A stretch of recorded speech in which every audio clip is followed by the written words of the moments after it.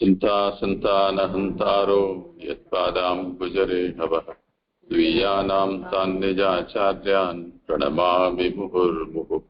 यदनुग्रहतो जन्तुः सर्वदुःखातिगो भवेत् तमहं सर्वदा वन्दे श्रीमद्वल्लभनन्दनम्। अज्ञानतिमिरान्धस्य ज्ञानाञ्जनशलाकया चक्षुरुन्मीलितं येन तस्मै श्रीगुरवे नमः। नमामि हृदये शेषे लीलाक्षीराब्धिशायिनं लक्ष्मीसहस्रलीलाभिः सेव्यमानं कलानिधिं। चतुर्भिश्च चतुर्भिश्च चतुर्भिश्च त्रिभिस्तथा षड्भिर्विराजते योऽसौ पञ्चधा हृदये।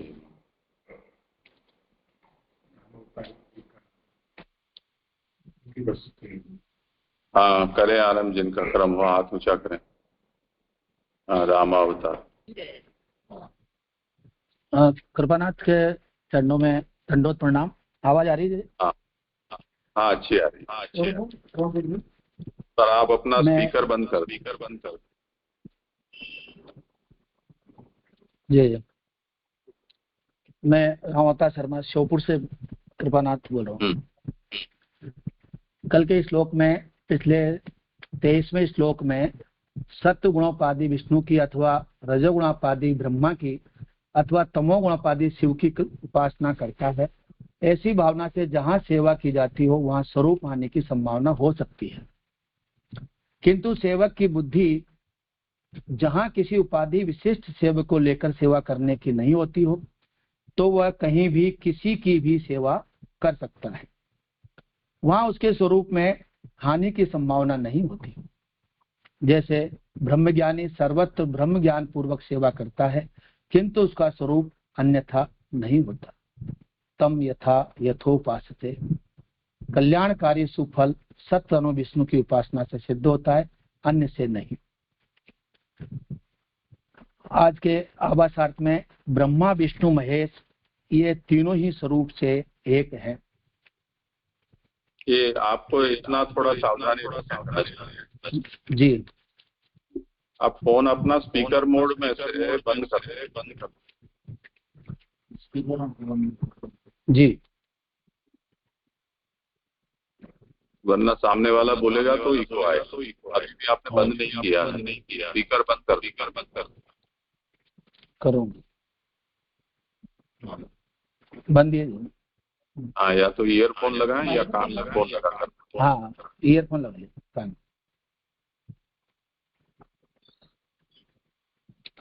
तो आभासार्थ में ब्रह्मा विष्णु महेश ये तीनों।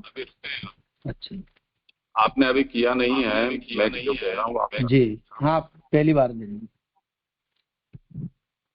आप फोन का स्पीकर बंद कर दें और फोन को कान में लगाकर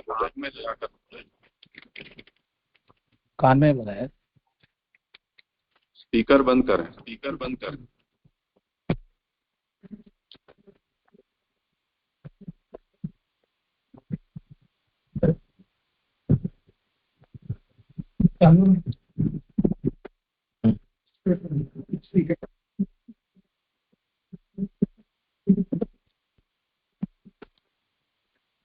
कर दिया। अब आप ये करें कि जब पहले आपने अभी नहीं किया है बंद, आप स्पीकर को बंद करें। मास्टर जी आप जरा हमको समझाएं। इसको बंद करनी बंद कर।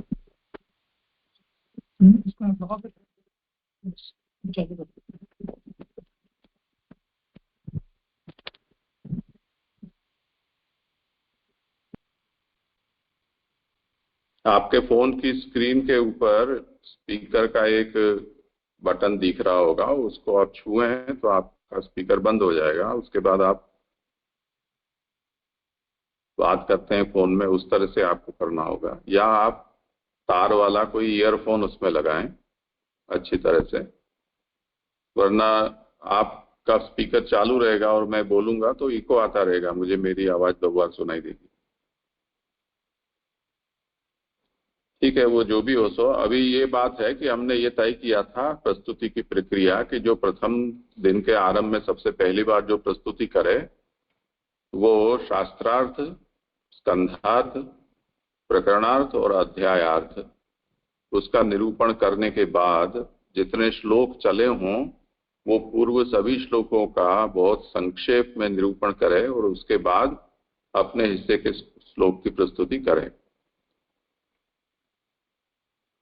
आज अभी हमने शुरू किया आपसे, तो आपको ये करना है। आपके बाद जो आ रहे हैं आज के दिन में ही, उनको फिर से ये करने की आवश्यकता नहीं है। जैसे कि आप करेंगे तो पूर्वापर अनुसंधान उसका जुड़ जाएगा, ये कहने का तात्पर्य।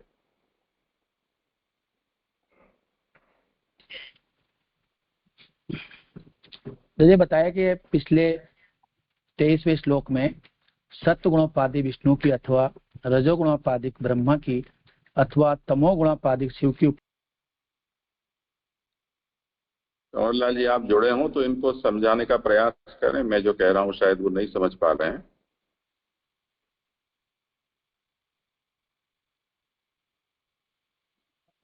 या उनको सुनाई नहीं दे रहा है यहाँ की आवाज। हाँ राम अवतार जी, मेरी आवाज आ रही होगी?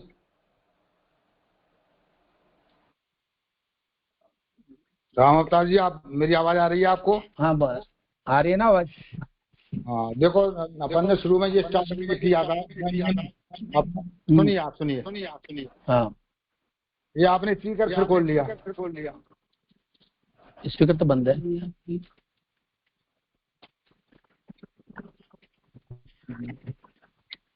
आपका स्पीकर आप स्पीकर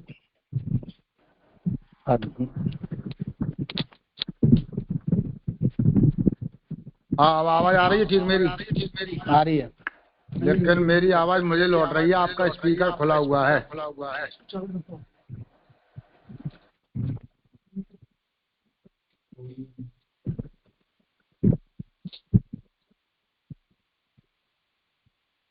हाँ तो बंद है। अब ठीक है, अब बंद है।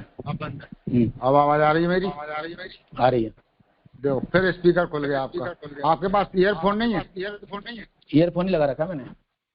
लगा रखा है तो फिर क्यों आवाज इको क्यों आ रहा? बंद है। कोई ना कोई मिस्टेक तो आप सो रही हो मोबाइल में। चलो आप आज जैसे कर रहे हैं वैसे कर लो, बाकी कल अपन समझ लेते हैं।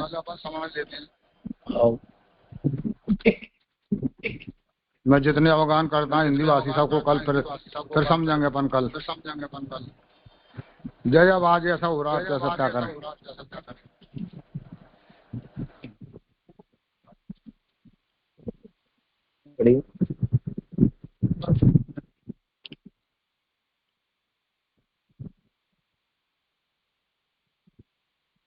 बताओ।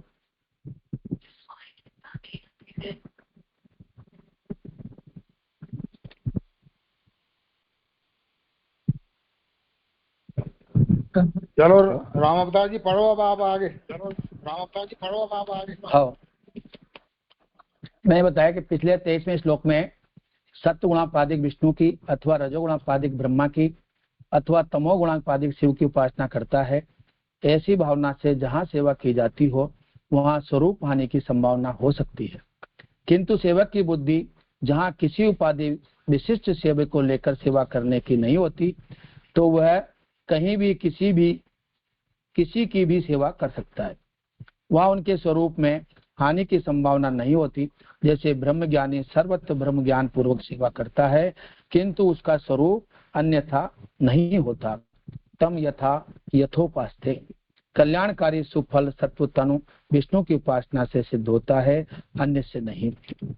अब इस अर्थ में ब्रह्मा विष्णु महेश ये तीनों ही स्वरूप से एक हैं, तथापि अपनी अपनी गुणोपाधि से युक्त होने के कारण उनकी सेवा के फल में तारतम्य है। यह बात गूढ़ है। ये एक दृष्टांत से कहते हैं।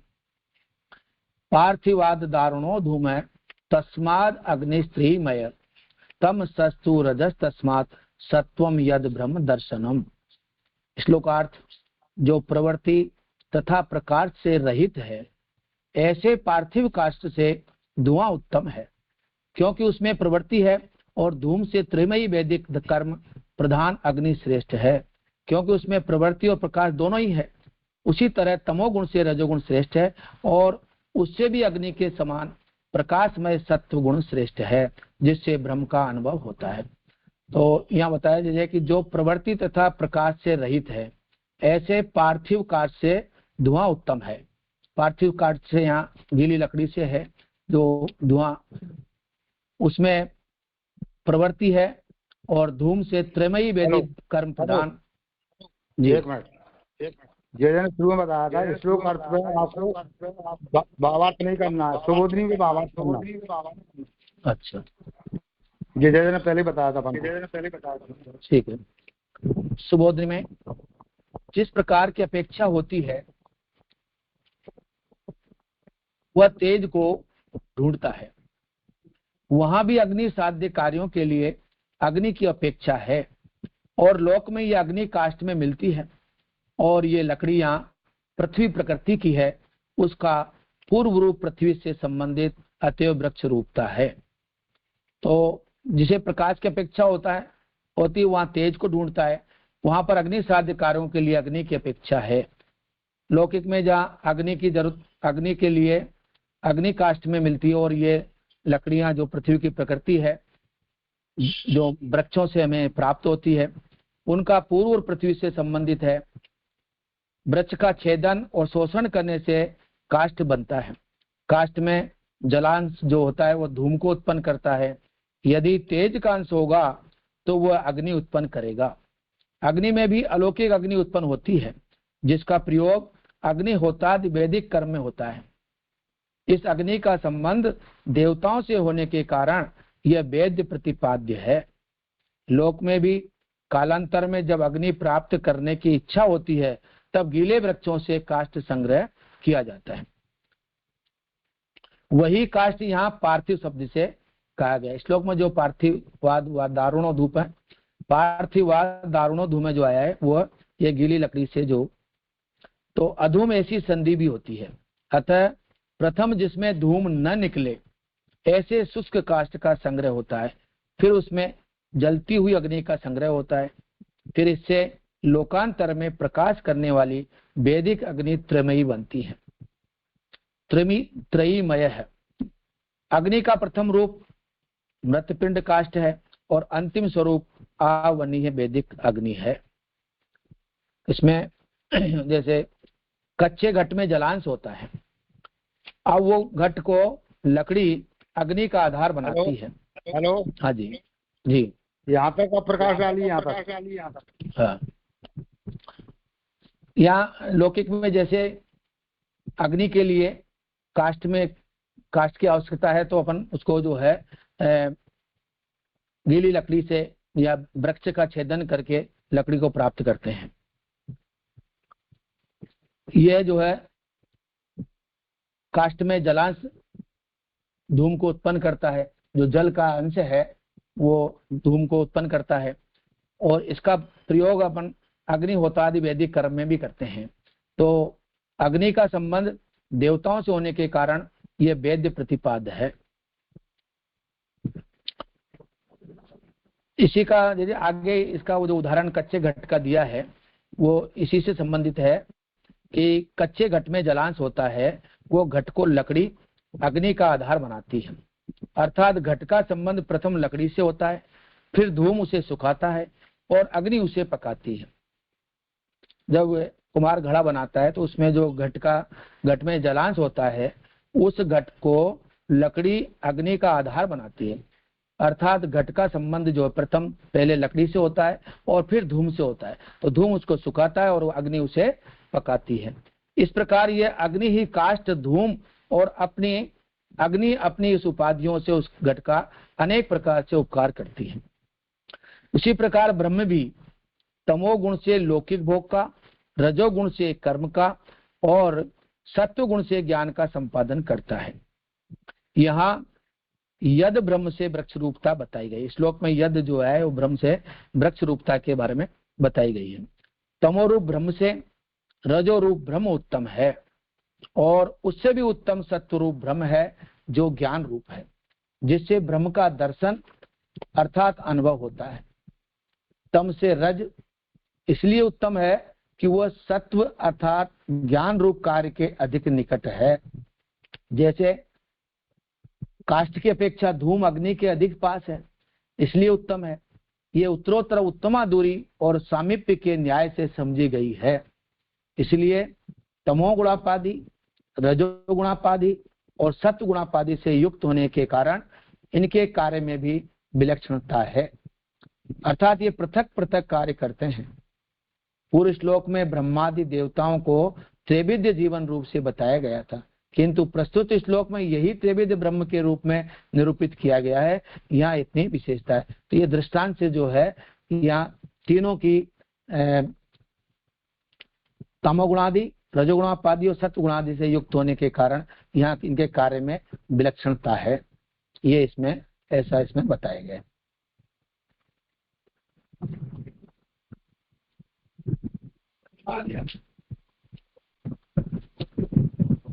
जी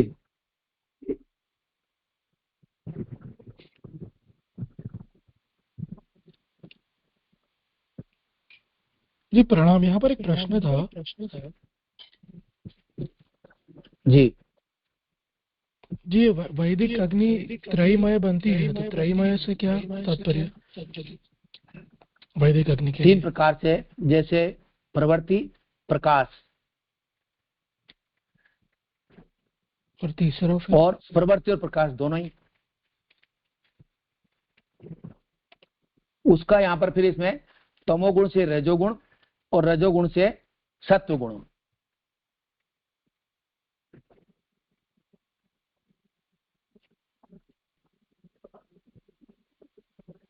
तो यह बताया कि भाई तमोगुण से रजोगुण श्रेष्ठ है और उससे भी अधिक अग्नि के समान जो प्रकाशमय है वो सत्वगुण श्रेष्ठ है।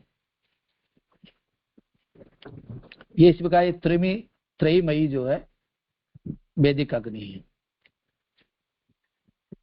और जय बताएंगे फिर आप।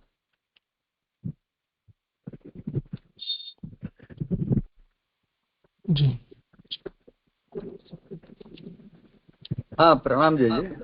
कृणाल भाई के सवाल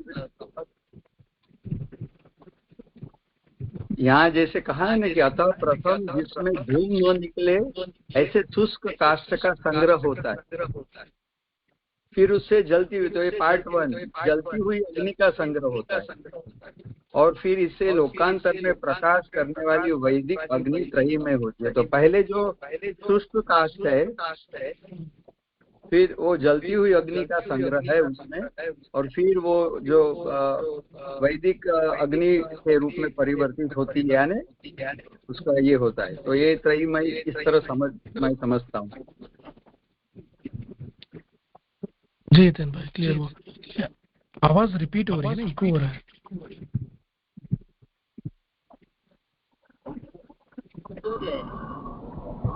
दंडवत प्रणाम जी। मेरा प्रश्न भी पहले यही था, त्रयमय का क्या तात्पर्य है। तो अभी जो इन लोगों के विवेचन से मैंने समझा, तो अग्नि में जो धूम प्रकट होता है पहला वह, दूसरा जलती हुई अग्नि का संग्रह जो नॉर्मल जो अग्नि प्रकट होती है वो, और तीसरी जो वैदिक अग्नि जिसको कहा जाता है, जो अग्निहोत्र इत्यादि के लिए होती है, ये तीसरी, ये मेरी समझ है। तो क्या ये सही है जय?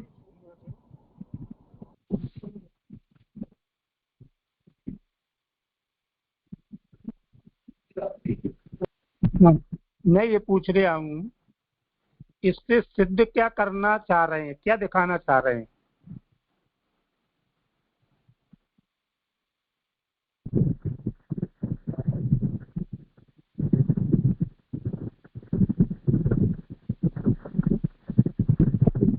मेरा प्रश्न सुना अवतार जी, इससे सिद्ध क्या करना चाह रहे हैं? ये आप प्रश्न मुझसे पूछ रहे हैं या मैं जो प्रस्तुति कर रहे हैं क्या सत्य? हाँ, मेरी समझ भी संशयात्मक है, सही है या नहीं वो भी अधूरी है। भाई जो प्रश्न आया कि भाई तमोगुण से रजोगुण श्रेष्ठ है, रजोगुण से सत्वगुण श्रेष्ठ है, तो उसमें ये उदाहरण आया अग्नि का। मैं इसको उदाहरण के रूप में देख रहा हूँ, मैंने मेरी समझ में ऐसा आ रहा है। तो उन्होंने तीनों चीजों की बात, धूम्र और प्रकाश और क्या बोलते हैं अग्नि, मैंने वैदिक अग्नि, तो इससे सिद्ध क्या करना चाह रहे हैं? मेरा प्रश्न ये है।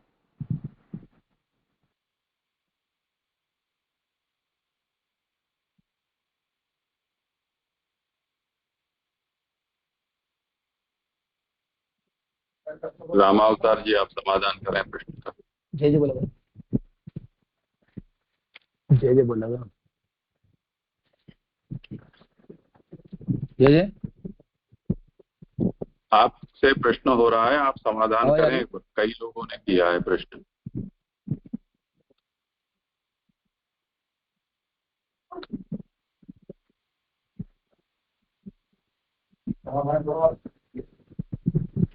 जय जय जय जय से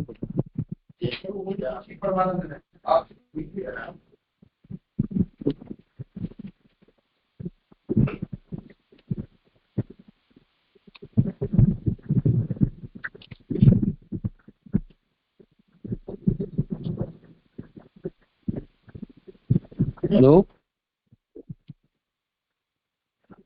आप बोलें, आपसे प्रश्न हो रहे हैं, बहुत सारे लोगों ने पूछे हैं प्रश्न, समाधान करें उनका।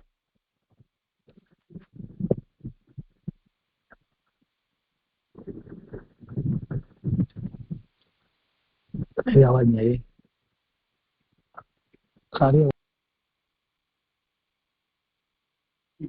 अब उनको हमारी आवाज नहीं जा रही है, ऐसी समस्या हो रही है। ठीक है, अब अपन कर लेते हैं चर्चा। अगर उनके पास कोई दूसरा नंबर हो और आप लोग उनको जानते हो तो उनको बोलो कि क्या समस्या हो रही है। हाँ, अब आप अपने अपने प्रश्न जो भी हो फिर से कर दें। परमानंद जी, पहले आप बोले, क्या कह रहे हैं आप? हाँ जी, मैं ये कह रहा था कि यहाँ जो कच्चे घट में जलांश होता है, उस घट को लकड़ी अग्नि का आधार बनाती है, और घट का संबंध लकड़ी से फिर धूम से पकाता है, फिर अग्नि उसे पकाती है। तो मैं ये कह रहा था, इससे वो सिद्ध क्या माने क्या सिद्ध करना चाह रहे हैं? इसका आशय क्या है? जैसे पूर्व में भी आया था ये बात। हाँ, तमोगुण से रजोगुण ये है कि एक ही ब्रह्म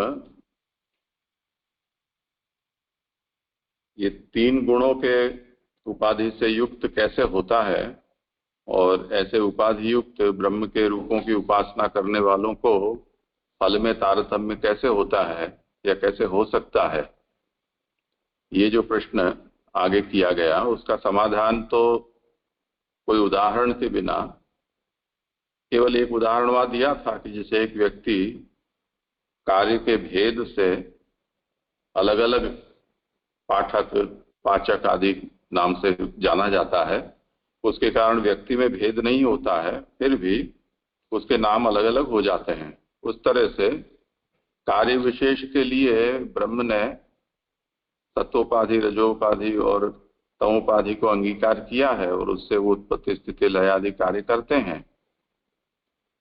तो उस उपाधि युक्त ब्रह्म की उपासना करने वाले को उस उपाधि के अनुरूप ही गुण प्राप्त होते हैं, और उसी के अनुसार उसको फल की प्राप्ति होती है।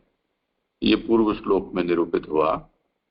अब यही बात है, वो जैसे यहाँ आभासार्थ में इस बात को कहा गया है कि गूढ़ होने से दृष्टांत से समझाते हैं।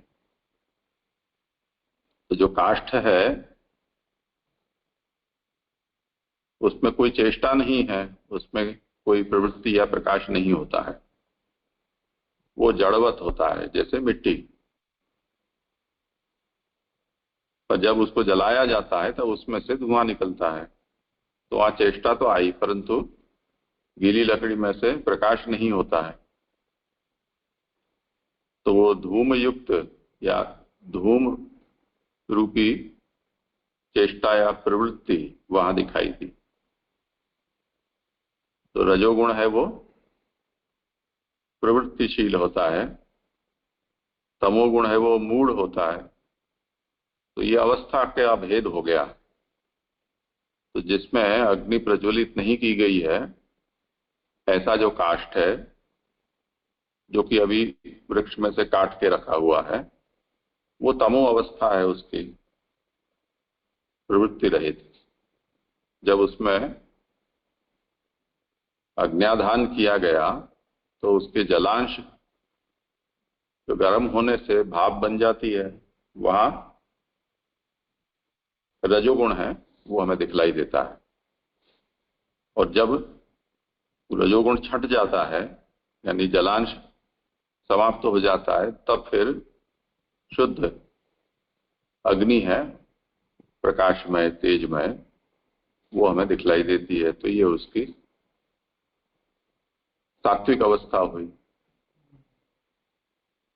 तो सत्वगुण का यही कार्य कहा गया है कि वो प्रकाशकम अनामयम, भगवद गीता में। तो ये जैसे एक ही काष्ठ की अवस्था भेद से उसमें ये तीनों संभव हो सकते हैं, उसी तरह यहाँ जो ब्रह्म है वो भी तमोगुण की उपाधि जब लेता है तब वो शिव के रूप में प्रतीत होता है। रजोगुण की उपाधि युक्त होने पर ब्रह्मा और सत्वगुणोपाधि युक्त होने पर विष्णु। इसी को आगे जाकर जब इसी अग्नि को वैदिक कार्य के लिए जब प्रज्वलित किया जाता है, तब वो श्रेष्ठ हो जाती है, उसमें वो तीन बातें आ जाती है। तो त्रयीमय वैदिक, तो अग्निस्त्रयीमय, ये जो कहा वो उसकी त्रयीमयता।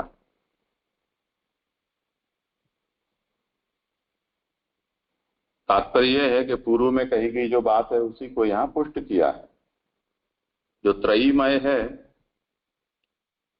वो श्रेयांसी तत्र खलु सत्व तनोर नृणाम स्युः, ये जो कहा कि श्रेय की प्राप्ति तो मनुष्यों को सत्व तनु विष्णु के भजन से ही हो सकती है, क्योंकि वहां वो सभी गुण पूर्ण रूप में है। उसी तरह यहाँ वो वैदिक अग्नि है, उससे उसकी तुलना की गई।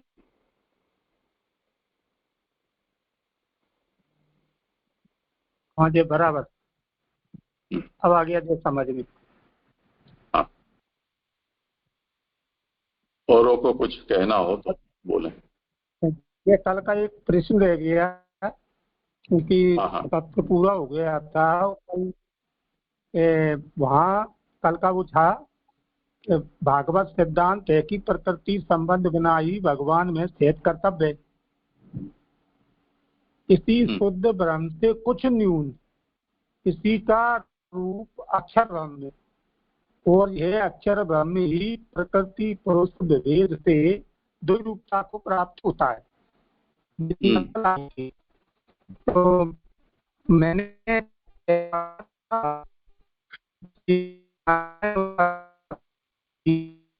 आपकी आवाज कट रही है। जी प्रकृति पुरुष, हाँ, प्रकृति पुरुष विभेद से द्विरूपता को प्राप्त होता है, यहाँ तक सुना। अब आप बोलें क्या कह रहे हैं। हाँ, तो नारायणो लक्ष्मीपति से सत्व रज और तम से विष्णु ब्रह्मा और शिव की उत्पत्ति कही गई।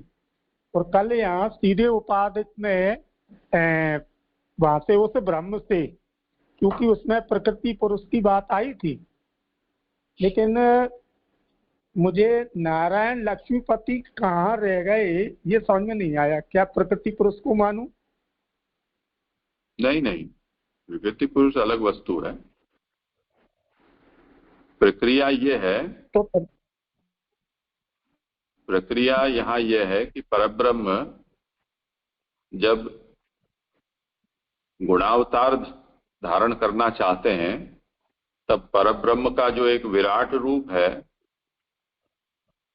ब्रह्मांड मूर्ति नारायण जिनको कहा जाता है, उनसे गुणावतार और लीलावतारों का प्राकट्य होता है। तो गुणावतार के रूप में ब्रह्मा विष्णु और शिव अवतरित होते हैं, और मत्स्य कच्छप आदि जो लीलावतार हैं वो भी यथा समय प्रकट होते हैं। तो ये तो परब्रह्म का जो नारायण रूप है उसमें से होने वाले ये अवतार हैं।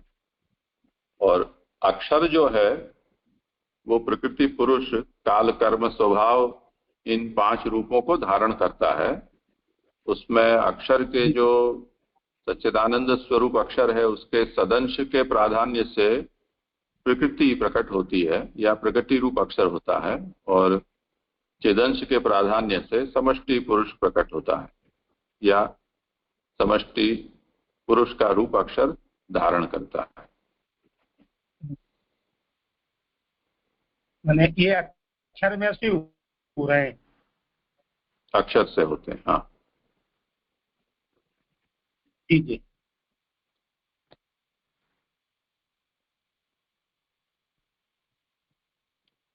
हाँ, और लोगों ने भी कुछ कुछ पूछा था, अगर समाधान हो गया हो तो ठीक है, अन्यथा पूछ लें जो भी विषय हो। मैंने पूछा था, वो समाधान हो गया, आपने बड़ा स्पष्ट हो गया आपके। हाँ सुनूंगा। ठीक है, अब रामावतार जी आप करें आगे, अगर हमारी आवाज सुनाई दे रही हो तो। ये मेरा म्यूट बंद है। आवाज आपकी आ रही है, आप बोलें। हेलो,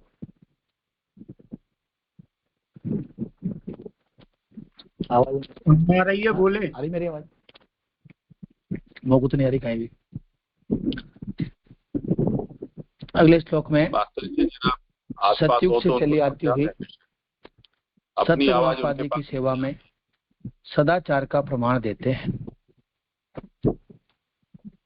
भेज रे मुनियोथाग्रे भगवंतम अधोक्षजम सत्वम विशुद्धम क्षेमाए कल्पते एनुतान इह।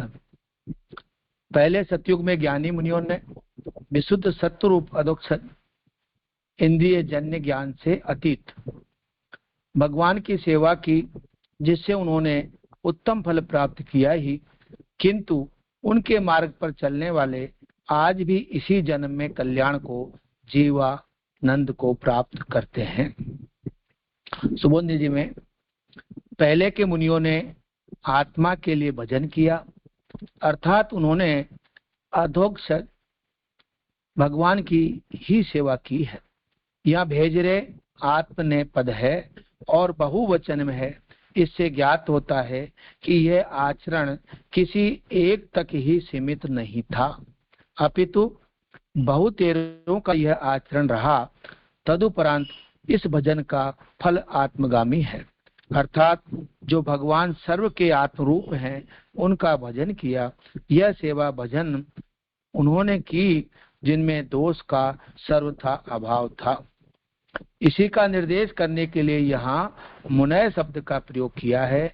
पदार्थ का मनन पर्यंत अनुष्ठान करने से जिसमें सत्य प्रतिष्ठित हो गया है उनको मुनि कहते हैं, अर्थात सत्य युक्त मननशील मुनियों ने ऐसा भजन किया है।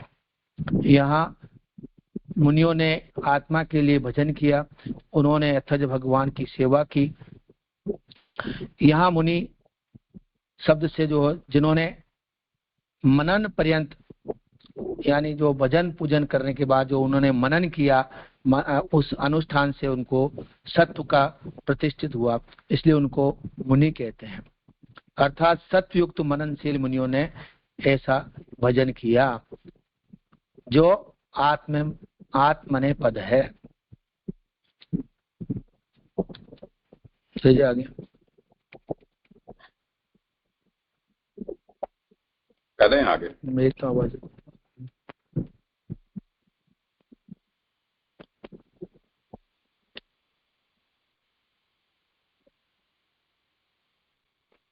इनके पास कोई दूसरा फोन हो और आप लोगों के पास उनका नंबर हो तो उनको जरा समझाएं कि हमारी आवाज उन तक नहीं पहुंच रही है।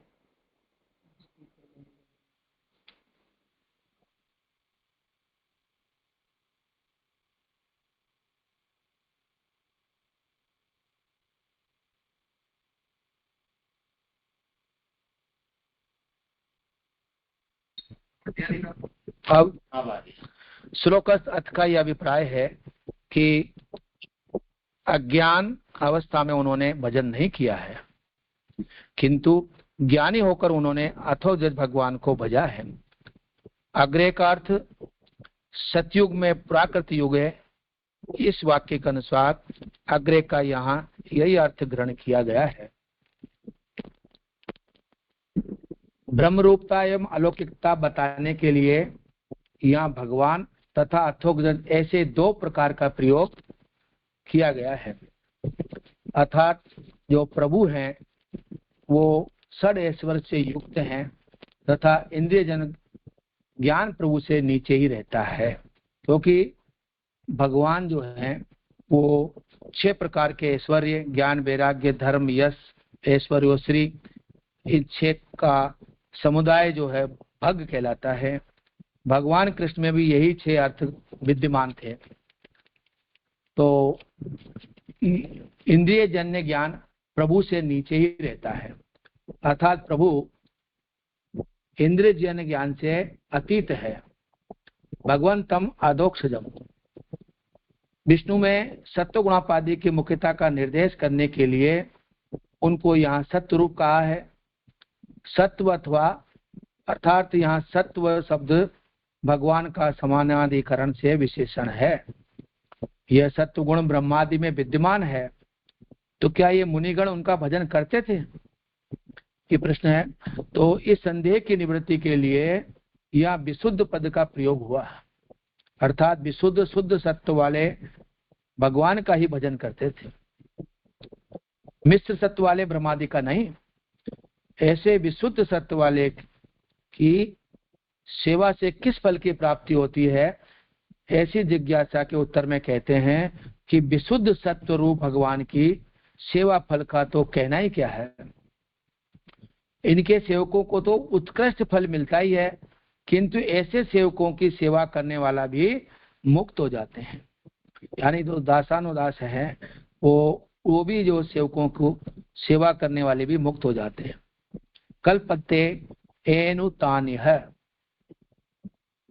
अर्थात सत्व रूप भगवान की सेवा करने वालों के सेवक अर्थात उनके मार्ग पर चलने वाले सभी व्यक्ति कल्याण की जीव स्वरूपानंद की प्राप्ति करते हैं, और ये फल भी उन्हें इसी जन्म में मिल जाता है, जन्मांतर में नहीं। इसलिए शीघ्र ही सुफल की साधक होने के कारण सत्य रूप की ही सेवा करनी चाहिए, इस प्रकार से कहा गया है। जय जय।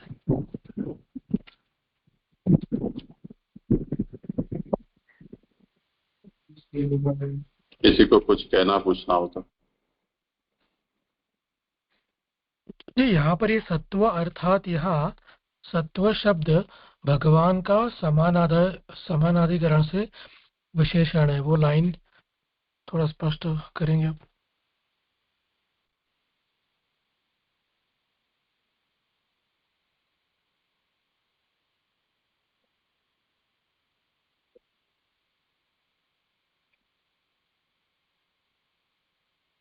किसी को करना हो समाधान तो ये तो सुन नहीं रहे हैं, इसलिए उन तक प्रश्न नहीं पहुंच पाएगा।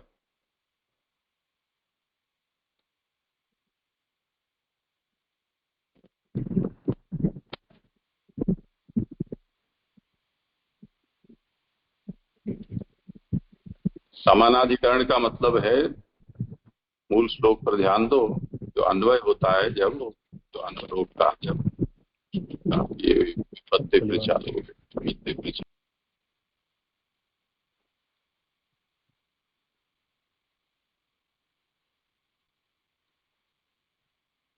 समान लिंग और विभक्ति जहां होते हैं उनका परस्पर समानाधिकरण माना जाता है, यानी उनका क्रिया के साथ अन्वय एक साथ होता है। विशेषण विशेषी भाव से। तो अग्रे मुनयो भेजिरे,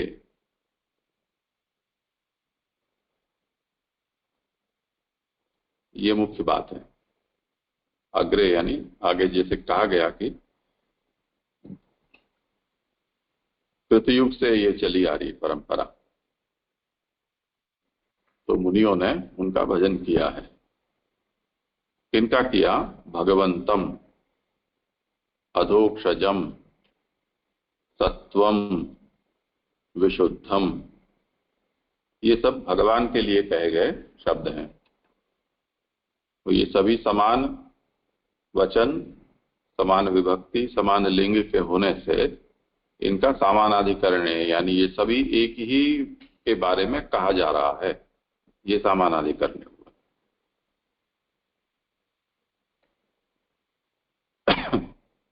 तो सुबोधनी में जैसे आज्ञा करते हैं कि मुनियों ने जिनका भजन किया वो कौन थे? तो वो ब्रह्म थे, वो अलौकिक स्वरूप थे। तो उनकी ब्रह्म रूपता और अलौकिक रूपता के लिए यहाँ भगवंतम और अधोक्षजम, ये दो शब्दों का प्रयोग किया गया है। और उपाधेः मुख्यता प्रतिपादनार्थम सत्वम, तो गुरु श्लोक में ये कहा ना कि जो सत्वोपाधि है उन्हीं का मुख्यतः उपासन करना चाहिए। तो अधोक्षज भगवान का उन्होंने भजन किया, तो वो कौन से भगवान? तो ब्रह्मा और शिव तो नहीं। तो उसका निराकरण करने के लिए कहा है कि सत्वम, तो मुख्यतया प्रतिपादनार्थम सत्वम इति सामानाधिकरण्येन प्रतिपादनम। और ये सत्व भी ऐसा सत्व नहीं कि जो ब्रह्मा और शिव में भी हो सकता है वो सत्व, तो उसका व्यावर्तन करने के लिए कहते हैं कि ये नहीं, विशुद्ध सत्व।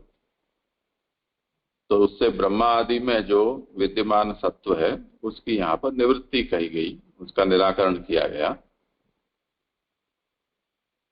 कि ऐसे भगवान, ऐसे अधोक्षज भगवान कि जो विशुद्ध सत्व स्वरूप हैं, उनका भजन मुनियों ने किया है।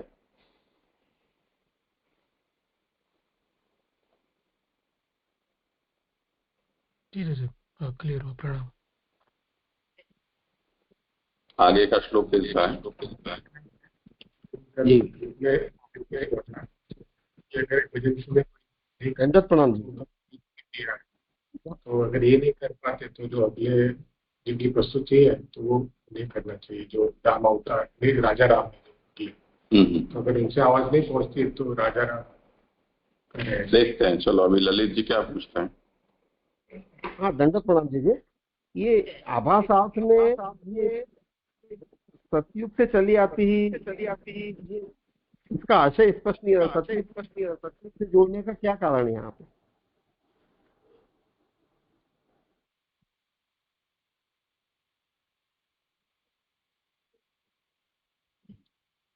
मतलब कोई सिद्धांत ऐसे होते हैं कि जैसे आजकल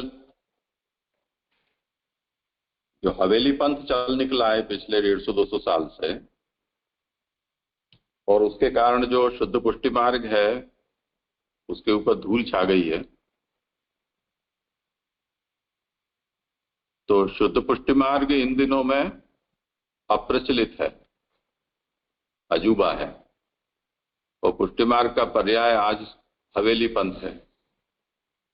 तो अब जब हम शुद्ध पुष्टि मार्ग के विषय में कुछ बोलते हैं तो लोग उल्टा प्रश्न करते हैं कि ये क्या नया लेकर आए हो।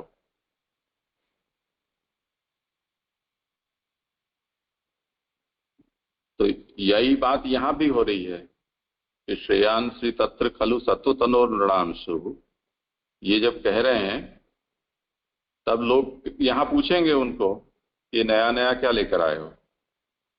क्या महादेव जी की सेवा नहीं होती है, ब्रह्मा जी की नहीं होती है? तो उसके लिए जैसे हम आज ये बात कहते हैं कि तुमको नया लग रहा है क्योंकि तुमने न तो महाप्रभु को पढ़ा है, न श्री गोसाई जी को पढ़ा है, न श्री गोपीनाथ जी को पढ़ा है, केवल कहानियां पढ़ी हैं या वचनामृत पढ़े हैं। मूल को तो तुमने देखा नहीं है, इसलिए मूल क्या है वो तुमको पता नहीं है। तो आचार्य चरण के वचनों से, ग्रंथों से देखोगे तो तुमको मूल क्या है और उसके ऊपर धूल क्या है वो आपको दिख जाएगी।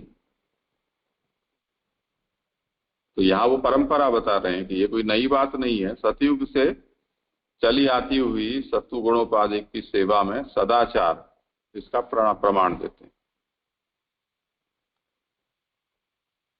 समझ में आया होगा विषय? हाँ जी जी, एकदम अच्छे से स्पष्ट हुआ। दंडवत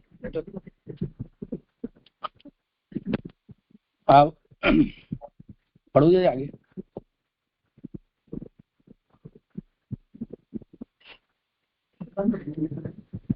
आवासार्थ संप्रति रजोरूप तथा तमोरूप ब्रह्म के स्वरूप को उसके सेवक भजन तथा फल के भेद पूर्वक विवेचन करते हुए मुमुक्ष श्लोक के सत्वरूप ब्रह्म का स्वरूप पुनः बताते हैं, अथवा काल की प्रधानता से सतयुग में सत्वरूप ब्रह्म की सेवा भले ही की जाती हो, किंतु त्रेता द्वापर तथा कलयुग में इसका भजन सेवा कैसे हो सकता है, इस आशंका का उत्तर देते हुए कहते हैं,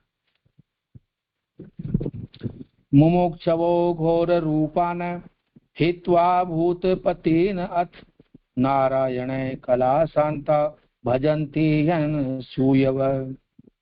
श्लोकार्थ में, मुक्ति की इच्छा रखने वाले पुरुष घोर रूप रुद्रादि देवताओं को छोड़कर नारायण के जो ज्ञान क्रिया शक्ति रूप जो शांत अवतार हैं उनका असूया रहित होकर भजन करते हैं। सुबोध जी, सत्य गुण का फल मोक्ष है।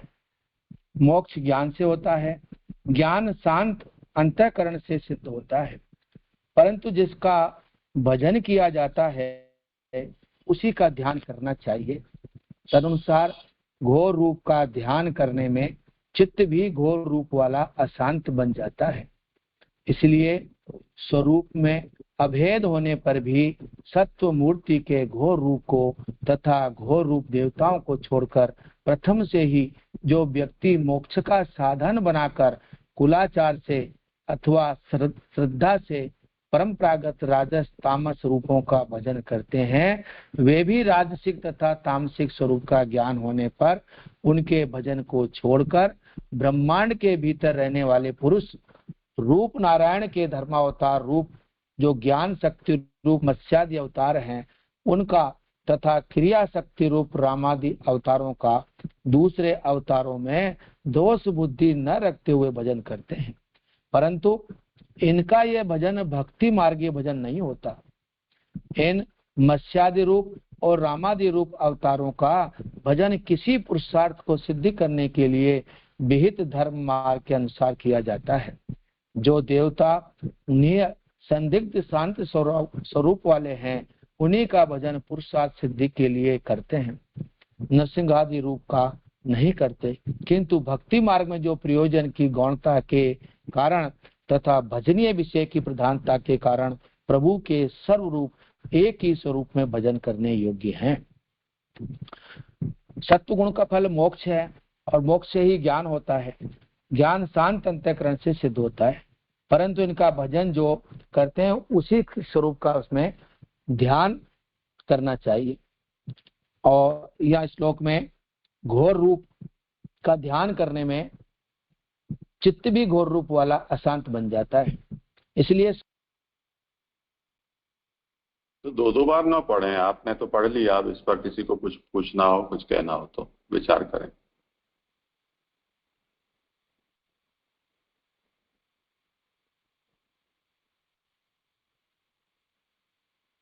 यहाँ सत्व मूर्ति के घोर रूप जो कहा है ना, उससे मतलब ऋषि वराह आदि ऐसे ही समझेंगे ना। फिर सत्व मूर्ति के घोर रूप कौन सा है फिर?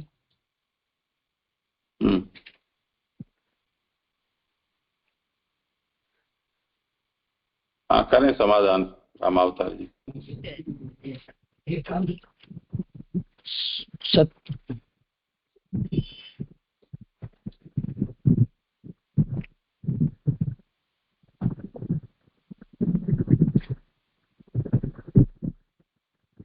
आपको प्रश्न सुनाई दिया? जी। समाधान करें।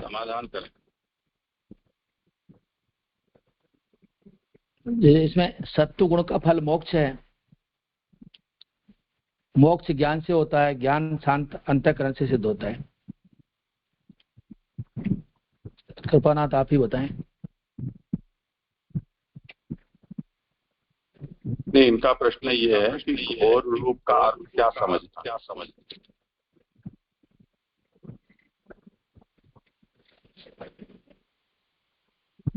घोर रूप का यानी अन्य जो दूसरे हैं जिनका रजोगुण और तमोगुण से युक्त हैं।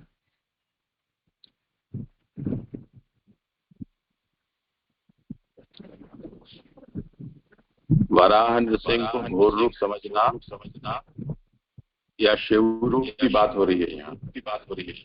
जी।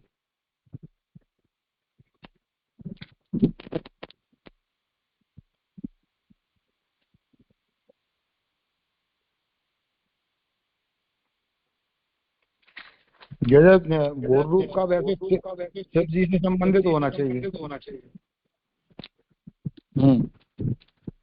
यहाँ पर ऐसा कहा है ना दूसरी लाइन में कि सत्व मूर्ति के घोर रूप को, तो सत्व मूर्ति विष्णु के घोर रूप तो फिर वही होंगे ना, नृसिंह जी या वराह आदि, ऐसा? हाँ, सही बात है, वही लेना चाहिए। जी जी।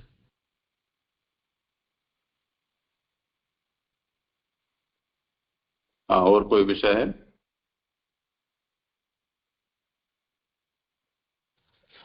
लास्ट में जो एक आया ना, किंतु भक्ति मार्ग में तो प्रयोजन की गौणता के कारण तथा भजनीय विषय की प्रधानता के कारण प्रभु के सर्वरूप एक ही स्वरूप में भजन करने योग्य है।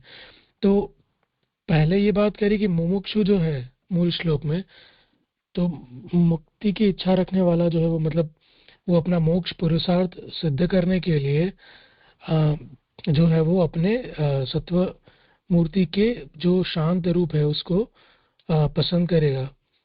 किंतु फिर ये जो बात कही आचार्य चरण ने लास्ट में कि भक्ति मार्ग ये भक्ति मार्ग ये भजन नहीं है। भक्ति मार्ग ये भजन ये है कि वहाँ प्रयोजन गौण है, क्योंकि कोई पुरुषार्थ की सिद्धि नहीं करनी है। तो ये मूल श्लोक तो वैसे मुमुक्षु के लिए ही जा रहा है ना, तो फिर ये भजंती का अर्थ क्लियर करने के लिए आचार्य चरण ये आज्ञा कर रहे हैं कि भक्ति मार्ग से ये भिन्न बात है। ऐसा कहा क्यों गया वो थोड़ा प्रयोजन समझ में नहीं आ रहा था। मूल बात यहाँ ये है कि जो मुमुक्षु हैं वो घोर रूपों को छोड़कर नारायण की जो शांत कला है उनका ही भजन करते हैं, और ऐसा करने में उनको अन्य रूप का जो भजन नहीं करते हैं उनके अन्य रूपों के प्रति कोई असूया नहीं होती है। तो भगवान के अन्य जो रूपांतर हैं उनमें उनको दोष बुद्धि नहीं होती। अब देखना ये है कि जब नारायण की ही शांत कलाओं का भजन कोई कर रहा है तो उसको नारायण का ज्ञान न हो, ऐसा तो संभव नहीं है। लोक में तो प्रसिद्धि भी ऐसी ही है कि नारायण मूल पुरुष हैं और सब उनके अवतार हैं। तो नारायण मूल को छोड़कर यदि कोई अवतार विशेष का भजन कर रहा है तब तो वो शुद्ध भजन नहीं है, वो कोई प्रयोजन से होता है, ऐसा ही समझना पड़ेगा। तो अपने पुरुषार्थ की सिद्धि के लिए ही वो भगवान की जो अन्य कलाएं हैं उनका भजन करते हैं, इसलिए उनको फल भी वैसा ही प्राप्त होता है जिसको यहाँ कहा है कि वो जीवानंद की प्राप्ति होती है। तो ऐसों को अवतार रूपों के भजन से पुरुषोत्तम की सायुज्य की प्राप्ति नहीं होती है। और यदि भक्ति मार्गी दृष्टि से भक्त होकर भजन करता है तब फिर उसमें कोई फर्क नहीं पड़ता है कि वो कौन से रूप का भजन कर रहा है, क्योंकि उसमें विषय का प्राधान्य है। ये मुख्य आचार्य शरण कहते हैं कि भक्ति मार्गे तो विषयस्य प्राधान्यात् प्रयोजनस्य दुर्बलत्वात्। विषय का प्राधान्य है और प्रयोजन दुर्बल होता है। किसके लिए भजन कर रहे हो ऐसा कोई प्रयोजन है नहीं, बस भजन अच्छे लगते हैं भगवान तो हम भजन करते हैं। तो जब विषय में आग्रह है, प्रीति है, उस स्थिति में भगवान के जो सभी रूप हैं वो भजनीय हो जाते हैं, उनमें पीछे कोई फल का भी तारतम्य नहीं होता है।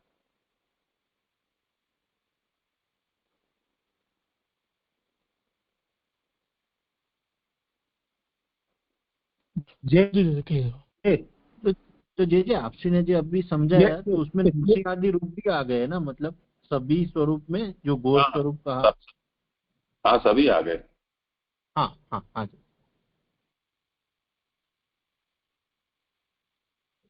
ये यहाँ श्लोक आत्म में रुद्रादि देवताओं को छोड़कर नारायण के जो ज्ञान क्रिया शक्ति रूप जो शांत अवतार है, तो क्रिया रूप शांत अवतार कैसे माने?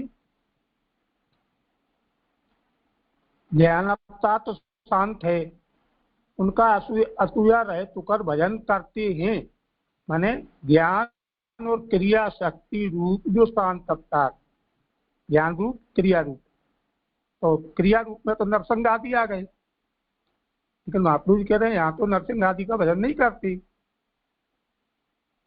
तो ये श्लोकार्थ में ज्ञान क्रिया किया तो उसकी संगति समझ में नहीं आई। हाँ करें विचार इस पर, किसी को कुछ कहना हो।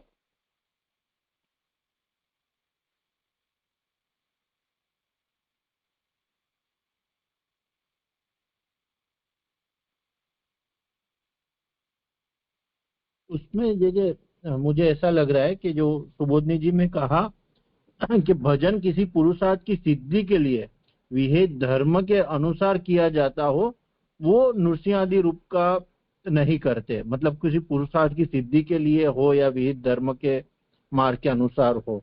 लेकिन जहां महाप्रभु जी ने किंतु करके भक्ति मार्ग में तो प्रयोजन की गौणता का जो दिखाया, जैसे आपसी ने समझाया कि वहां विषय की प्रधानता है, तो ऐसे शायद समझ सकते हैं कि जहां पुरुषार्थ की सिद्धि के है तो वहां रूप का मतलब आएगा, स्वरूप कैसा है, प्रभु का घोर स्वरूप है या नहीं, जैसे सत्व मूर्ति का है। लेकिन जहाँ भक्ति मार्ग का है तो जैसे आपसी ने समझा ऐसा कुछ वहां पे प्रभु के स्वरूप में वो तारतम्य नहीं आएगा, ऐसा लग रहा है।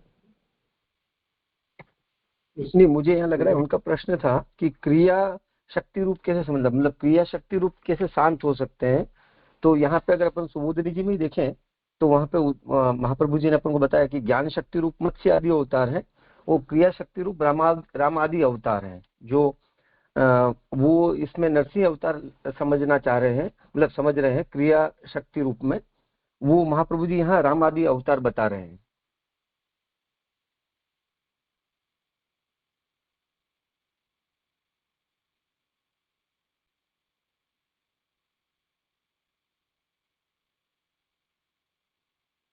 समाधान हुआ? जय नहीं हुआ।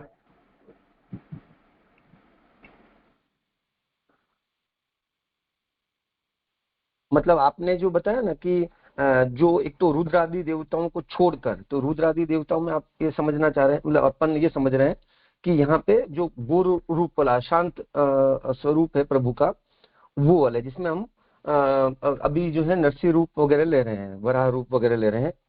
और आप अब फिर महाप्रभु जी आगे अपन को बता रहे हैं, मतलब मूल श्लोक में बताया जा रहा है कि ज्ञान और क्रिया शक्ति रूप जो शांत अवतार है उनको असूया रहित होकर, अन्य में कोई प्रकार की असूया रहित होकर भजन करना है। तो आपका प्रश्न था कि क्रिया शक्ति रूप कैसे शांत हो सकता है। तो क्रिया शक्ति रूप में मुझे ऐसा लगा आप प्रश्न में वहां पे नरसिंह जी का उदाहरण ले रहे हैं, जबकि यहाँ पे सुबोधिनी जी में ही क्रिया शक्ति रूप में राम आदि अवतारों को बताया गया है। तो आपका प्रश्न ही वहां अपने आप सोल्व हो जा रहा है।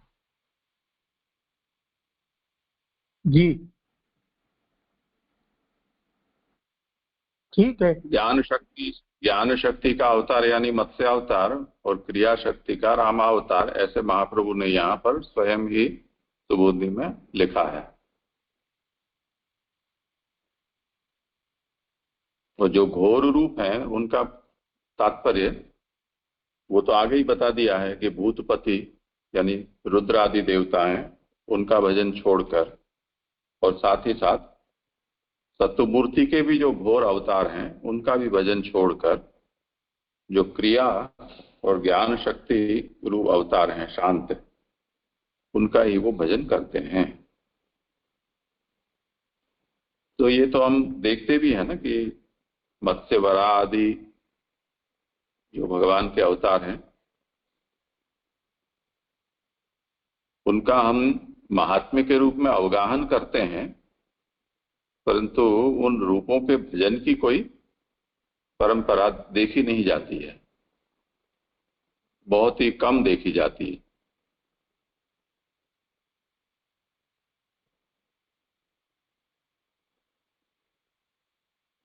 हाँ, और किसी को कुछ कहना पूछना?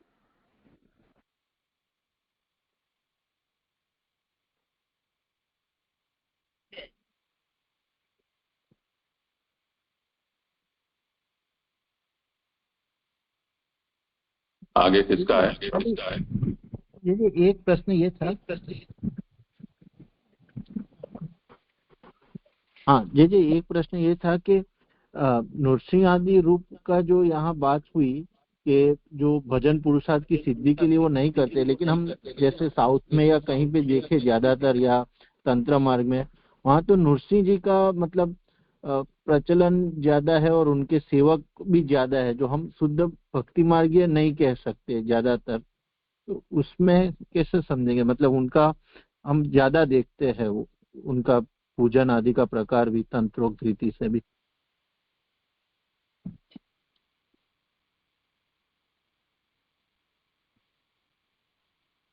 क्या उससे क्या कोई करता है, उससे क्या सिद्ध होता है?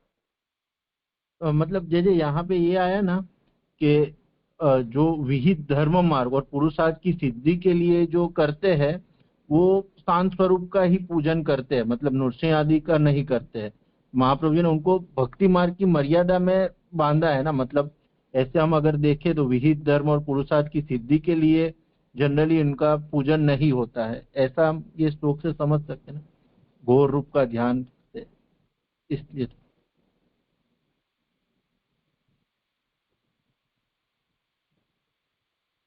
जी ने समझाया था कि ये श्लोक में जो भक्ति कहलाई जा रही है वो भक्ति मार्गी नहीं है, लेकिन कि जो सत्वाधिक मूर्ति के जो अवतार को जो भजता है यानी मुक्ति आदि के लिए यहाँ पे समझाया जा रहा है, वो तो भक्ति के लिए नहीं है। जो भक्ति मार्गी है तो वो मूल नारायण स्वरूप की ही भक्ति करेगा ऐसे। तो यहाँ पे जो आता है श्लोकार्थ में आता है कि पहले कि मुक्ति आदि की इच्छा रखने वाले, मुक्ति की इच्छा रखने वाले, ऐसे यानी रुद्राद्रि को छोड़कर नारायण के जो शांत अवतार है उनका भजन करते हैं। लेकिन भक्ति मार्ग के इसमें भक्ति मार्ग के लिए ऐसा नहीं है, वो ऐसे में समझो।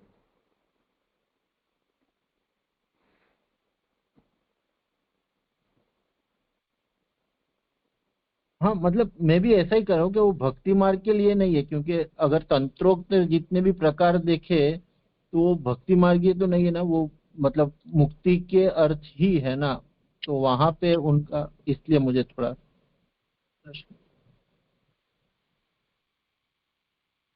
प्रश्न क्या है अभी तक मुझे स्पष्ट नहीं हुआ है। जो कहा जा रहा है उसको ध्यान से समझ लेना चाहिए कि यहाँ मुमुक्षुओं के द्वारा किसका भजन किया जाता है उसके विषय में विचार चल रहा है।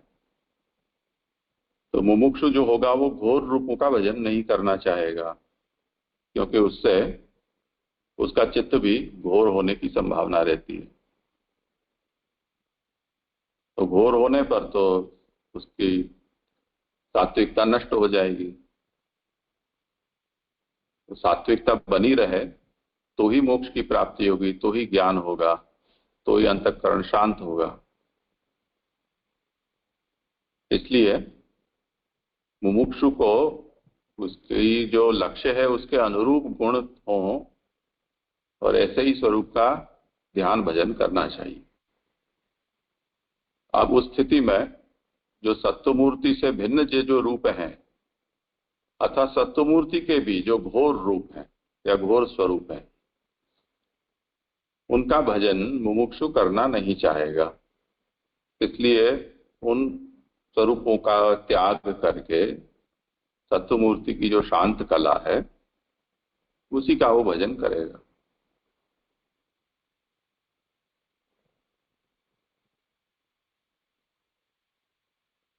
हाँ हाँ जी, बराबर जी। वो संदर्भ भूल जाते हैं हम, ये क्षमा करें, संदर्भ को भूलकर और फिर सेंटेंस में होकर रह जाते हैं। बराबर।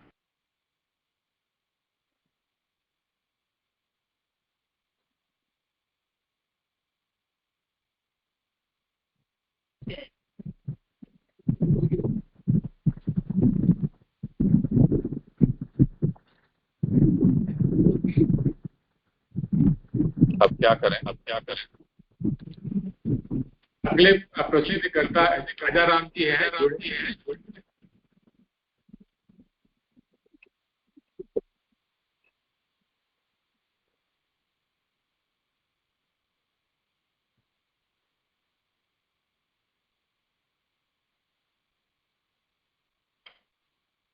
ठीक है, तो यहाँ आज विराम रखते हैं। प्रस्तुति करने वाला कोई है नहीं।